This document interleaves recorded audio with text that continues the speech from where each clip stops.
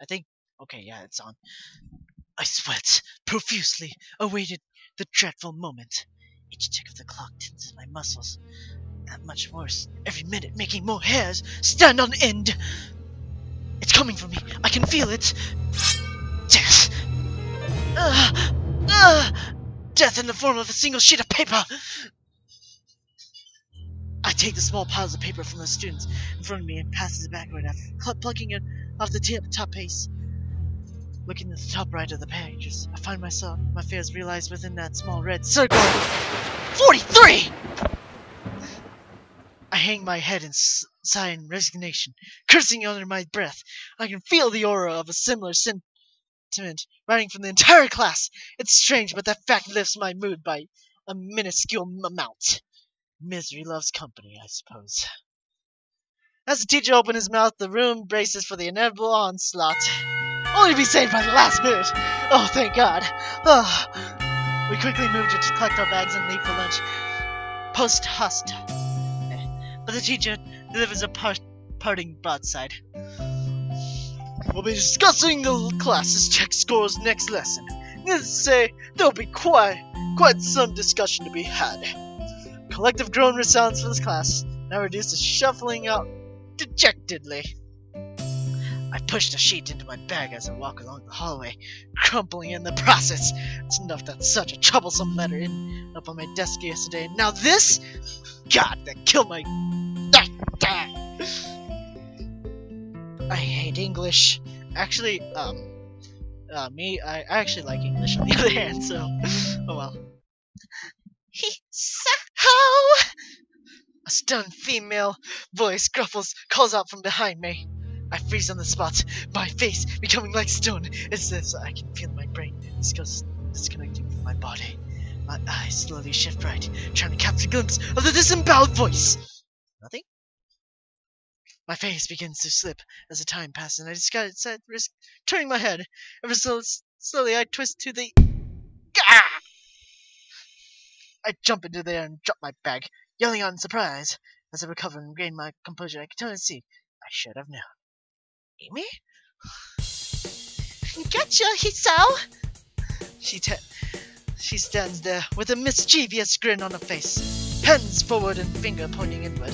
She was the one who jabbed my ribs with her fingers. I looked down at her with a grimace, rubbing my hair in frustration. That's no way to greet someone, you know. You have no sense of humor! I left my sense of humor in my English class. Complain to the teacher if you want.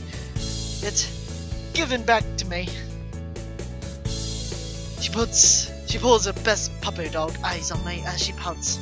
Lily manages to build up my resistance to the tactic, but Amy's short stature adds enough to the effect to make me relent. So, how are things? I haven't seen you around for a while. Same old, same old. I run so fast nobody wants to join me on my morning runs. It's a real pain.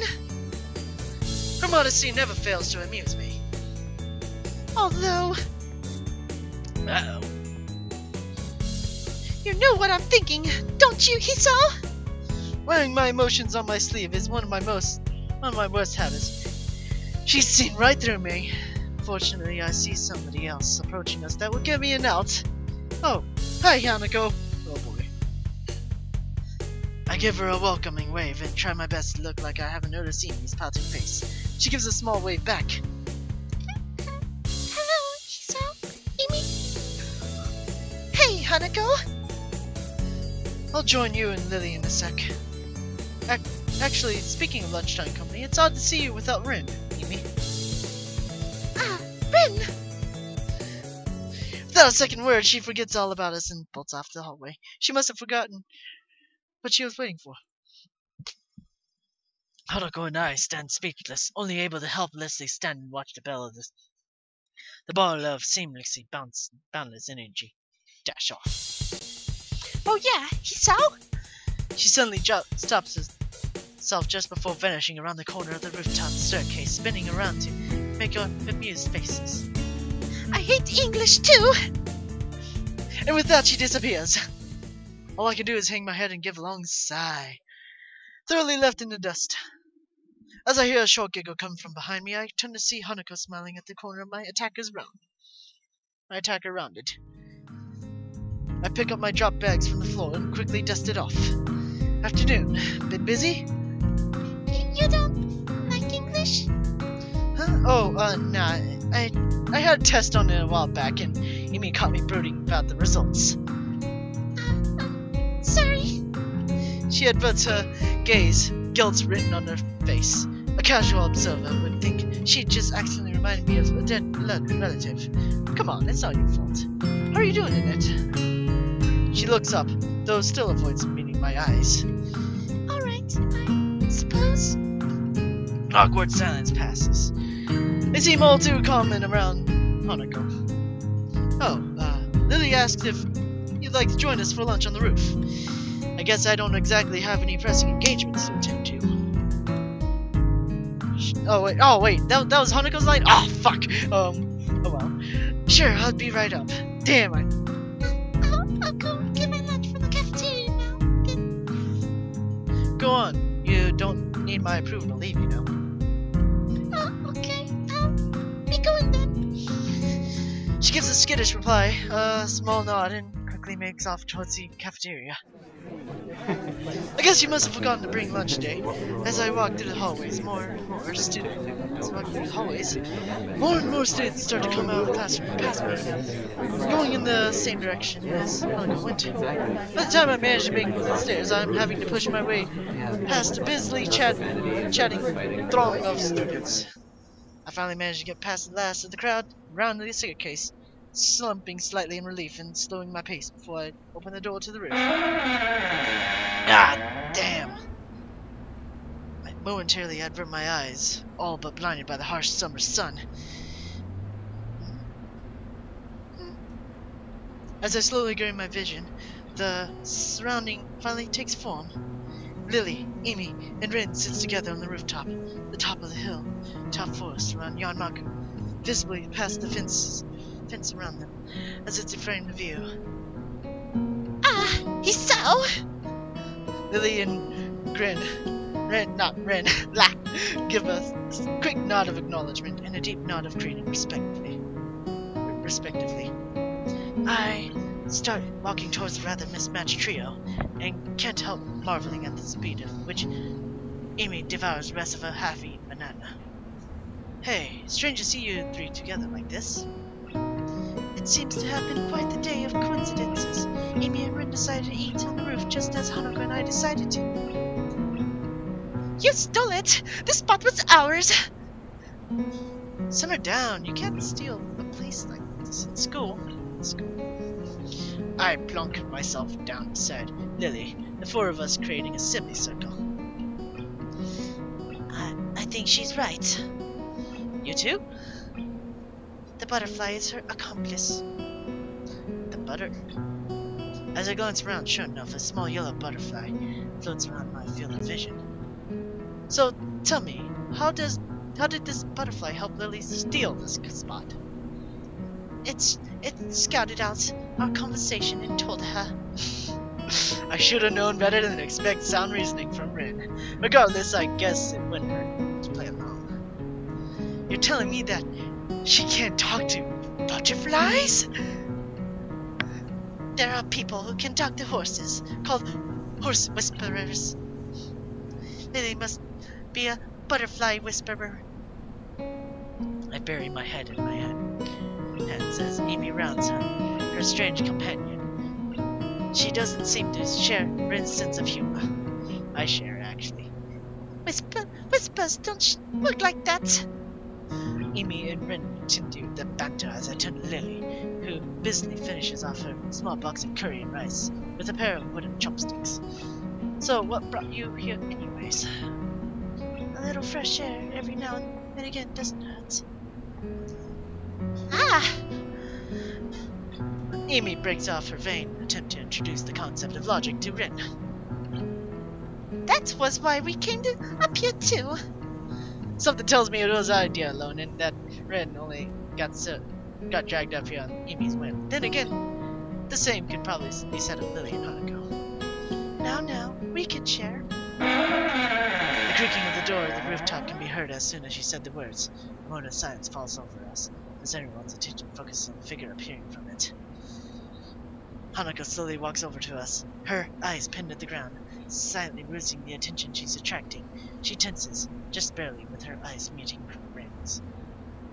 I can't help but raising an eyebrow as she walks over to us and sits next to me, doing her utmost to avoid looking up even as she brings her cafeteria bread to her mouth.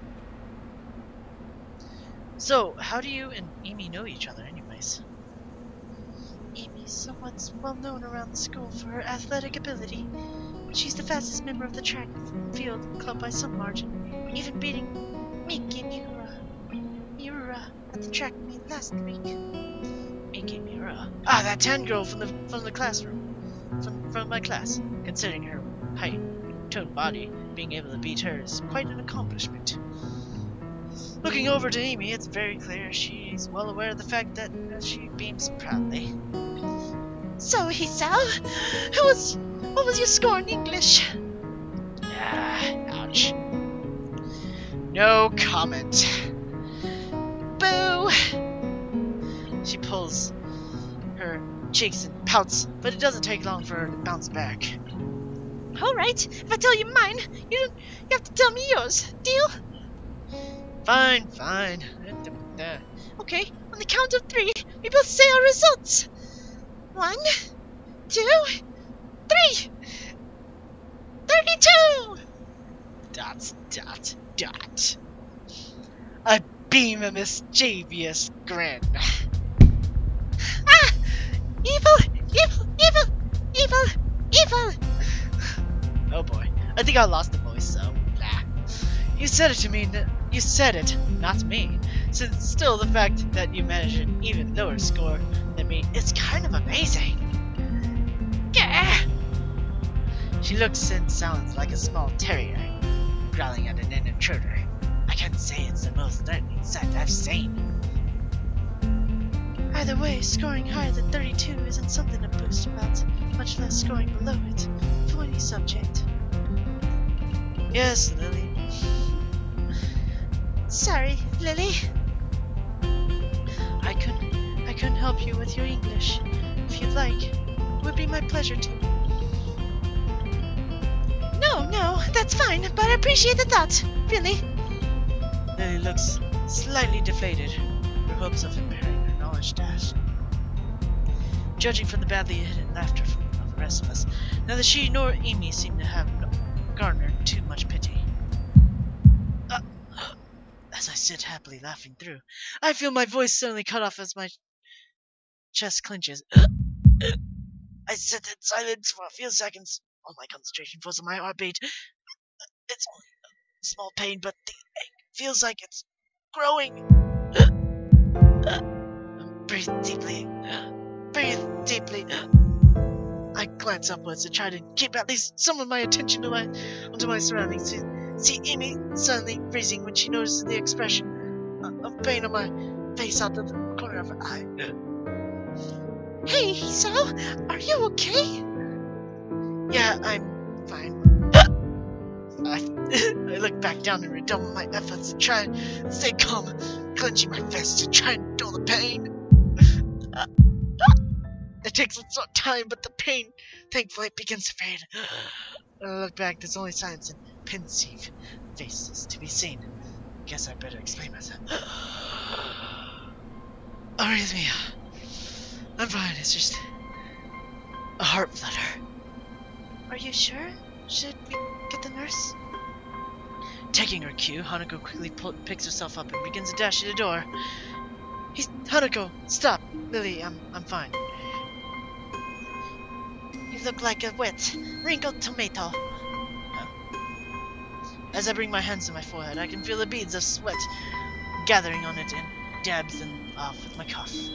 Thanks, I told you I'm fine. I'm just kind of fragile, I guess.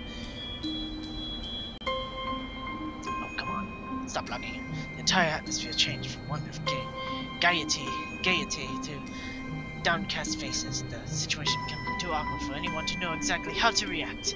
And of course, the whole thing is thanks to me. I just had to happen now around others. She looks up, box of juice halfway to her mouth. I haven't told you of my score yet, have I? Yeah, well, you're half foreign, so your score doesn't count anyways. Lifting an eyebrow, I inquisitively turned to Lily. What was your test results, anyway? She gives a cheeky grin. 100%. Perfect score. No way! All I can do is hang my mouth open in wonder. Considering those test scores are insane, even for some native speaker, I can only imagine she's gone and done something like committing to my part of the dictionary. Get for routes of memorization, maybe. That's... See? Only someone part foreign can get a score that good. See?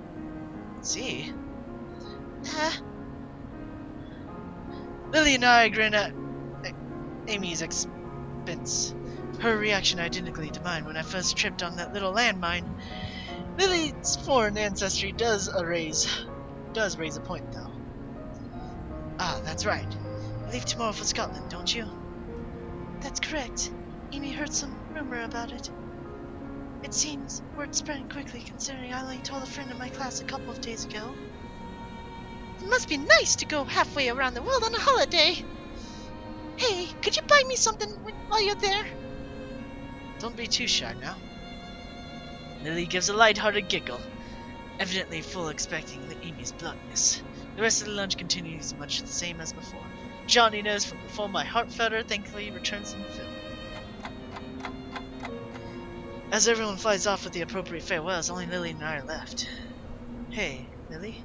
She packs the last of her things in her bag and clips it shut before quirking her head up slightly. Thanks for breaking the silence back there. I kinda wanted to stop, but didn't really know how to.